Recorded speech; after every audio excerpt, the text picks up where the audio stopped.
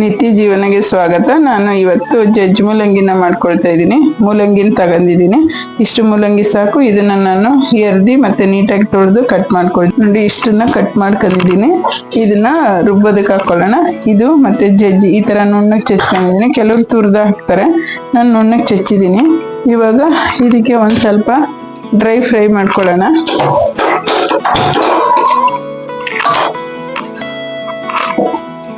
ಫಸ್ಟ್ಗೆ ನಾನು 2 ಚಮಚ ಅಷ್ಟು ಕಡಲೆಕಾಯಿ ಬೀಜ ಹಾಕ್ತೀನಿ.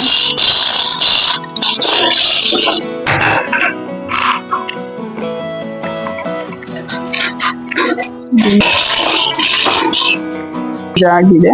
ಇವಾಗ ಒಂದ್ ಸ್ವಲ್ಪ ಹುಚ್ಚಳ್ಳು ಹಾಕೊಳ್ತೀನಿ. ಕೆಲವರು ಹುಚ್ಚಳ್ಳು ಅಂತಾರೆ, ಕೆಲವರು ಕೂರಸಾಣಿ ಅಂತಾರೆ, ಗುರಳ್ಳು ಅಂತಾರೆ, ಯಾವ್ದಾದ್ರು ಅನ್ಕೋಬಹುದು. ನಾನು ಇವಾಗ ಇದಿಷ್ಟನ್ನ ನಾನು ಡ್ರೈ ಫ್ರೈ ಮಾಡ್ಕೊಂಡಿದ್ದೀನಿ. ಇವಾಗ ಒಂದು ಪಾನ್ ತಗೊಂಡಿದ್ದೀನಿ. ಅದಕ್ಕೆ ಒಂದ್ ಸ್ವಲ್ಪ ಎಣ್ಣೆ ಹಾಕಿದ್ದೀನಿ. ಒಂಚೂರು ಶುಂಠಿ, ಹಸಿ ಶುಂಠಿ ಚೆಚ್ಚಿದ್ದೀನಿ. ಮತ್ತೆ ಒಂದು 4 ಇಲ್ಕು ಬೆಳ್ಳುಳ್ಳಿ, ಒಂದು 3 ಇಂದ 4 ಮೆಣಸಿನ್ಕಾಯಿ, ಇದನ್ನ ಒಂದು ಸ್ವಲ್ಪ ಇದು ಮಾಡ್ಕೊಳ್ಳೋಣ, ಹುರ್ಕೊಳ್ಳೋಣ. ಒಂದು ಸ್ವಲ್ಪ ಕರಿಬೇವು,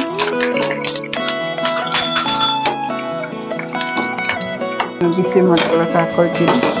ಮತ್ತೆ 1-2 ಚಮಚ ತೆಂಗಿನಕಾಯಿ,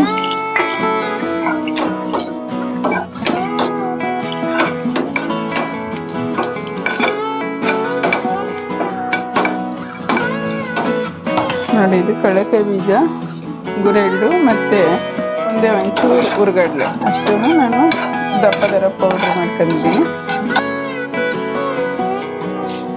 ಅದರೊಳಗಡೆಗೆ ಇದನ್ನ ಹಾಕೊಳ್ಳೋಣ. ಒಂದು ಸ್ವಲ್ಪ ಹಾರಿದ್ಮೇಲೆ ಗ್ರೈಂಡ್ ಮಾಡ್ಕೊಳ್ಳೋಣ. ಇವಾಗ ಇದ್ರೊಳಗಡೆಗೆ ಹಾಕೊಳ್ಳೋಣ.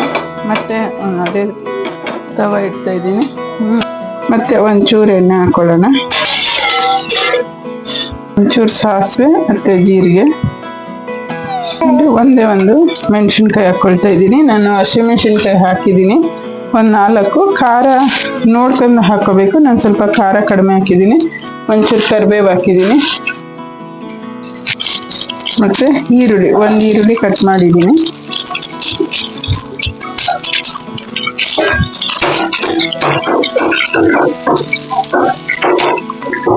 ಒಂಚೂರು ಹಿಂಗು.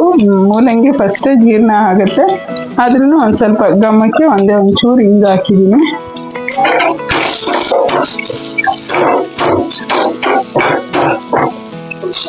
ಇದನ್ನ ನಾನು ಎಣ್ಣೆನಲ್ಲಿ ಫ್ರೈ ಮಾಡ್ಕೊಂಡಿರೋದು ಮತ್ತೆ ಗುರೆಳ್ಳು, ಎಳ್ಳು ಎಲ್ಲ ಜೊತೆ ಈ ಇಷ್ಟು ಮೂಲಂಗಿನ ಕಟ್ ಮಾಡಿರೋದನ್ನ ಹಾಕೊಳ್ತಾ ಇದ್ದೀನಿ.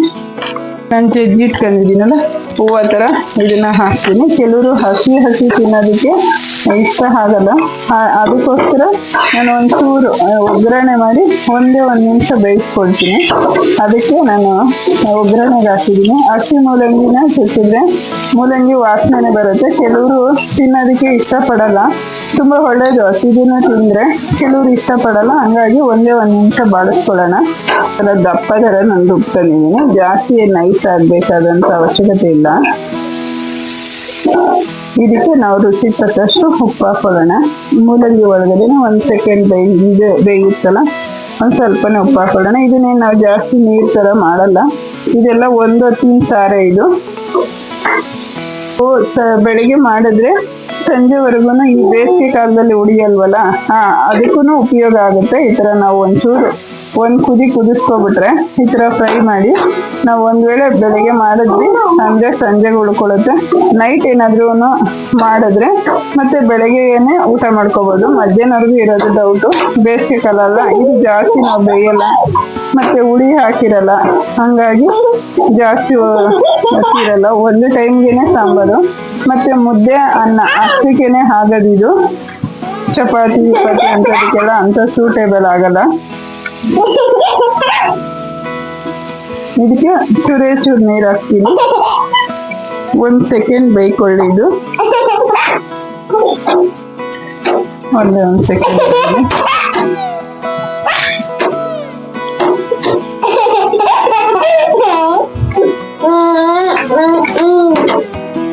ಆಗಿದೆ. ಇವಾಗ ಇಷ್ಟೇ ಸಾಕು. ಇವಾಗ ನಾವು ರುಬ್ಕೊಂಡಿದ್ದೀವಲ್ಲ, ಇದನ್ನ ಇದಕ್ಕೆ ಮಿಕ್ಸ್ ಮಾಡ್ಕೊಳ್ಳೋಣ. ಒಂದೇ ಒಂದು ಕುದಿ, ಇದನ್ನು ಅಷ್ಟೇ ಜಾಸ್ತಿ ಬೇಡ. ನಿಮ್ಗೆ ಎಷ್ಟು ಥಿಕ್ನೆಸ್ ಸಿಗಬೇಕು, ಮುದ್ದೆಗಾದರೆ ಗಟ್ಟಿಗಿದ್ರೂ ನಡೀತದೆ, ಅನ್ನಕ್ಕಾದರೆ ಒಂದು ಸ್ವಲ್ಪ ನೀರು ಹಾಕಿ ನಿಮ್ಗೆ ಎಷ್ಟು ಅದಕ್ಕೆ ಬೇಕು ಅಷ್ಟಕ್ಕೆ ಒಂದೇ ಒಂದು ಕುದಿ, ಜಾಸ್ತಿ ಬೇಯಿಸೋ ಹಾಗೂ ಇಲ್ಲ.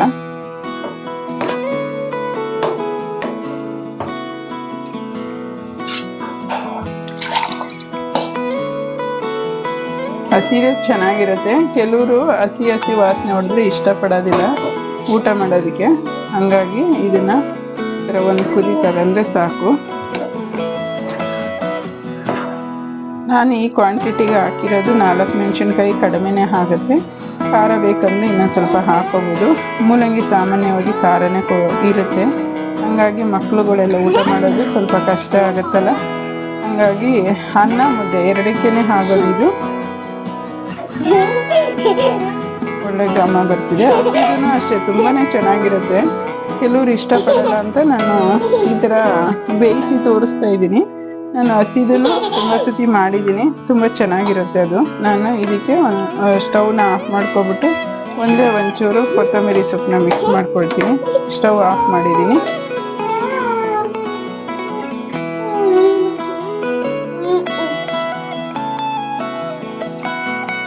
ಮಿಕ್ಸ್ ಮಾಡ್ಕೊಳ್ಳೋಣ. ಸರ್ವ್ ಮಾಡ್ಕೊಳ್ತಾ ಇದ್ದೀನಿ.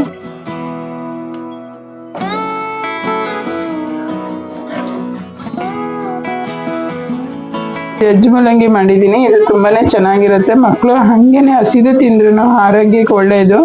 ಈ ಫೈಲ್ಸು ಮತ್ತು ಮೋಷನ್ ಅಂಥದಕ್ಕೆಲ್ಲ ತುಂಬಾನೇ ಅನುಕೂಲವಾದಂಥ ಫುಡ್ ಇದು. ಕೆಲವರು ಹಸಿ ತಿಂದರೆ ಒಳ್ಳೆಯದು, ಆದರೆ ತಿನ್ನಲ್ಲ. ಅದಕ್ಕೋಸ್ಕರ ಈ ಜಜ್ಜು ಮೂಲಂಗಿ ಬೆಂದಿರಲ್ಲ, ಅರ್ಧಂಬರ್ಧಂ ಬೆಂದಿರುತ್ತೆ, ತುಂಬ ಆರೋಗ್ಯಕ್ಕೆ ಒಳ್ಳೆಯದು. ಈ ಥರ ಮಾಡಿ ಸ್ನೇಹಿತರೆ. ನನ್ನ ವಿಡಿಯೋ ನಿಮ್ಗೆ ಇಷ್ಟ ಆಗಿದ್ರೆ ಒಂದು ಲೈಕ್, ಒಂದು ಸಬ್ಸ್ಕ್ರೈಬ್ ಮಾಡಿ, ನಿಮ್ಮ ಫ್ರೆಂಡ್ಸ್ ಆ್ಯಂಡ್ ಫ್ಯಾಮಿಲಿ ಶೇರ್ ಮಾಡಿ. ನನ್ನ ವಿಡಿಯೋ ನೋಡಿದ್ದಕ್ಕೆ ಧನ್ಯವಾದಗಳು.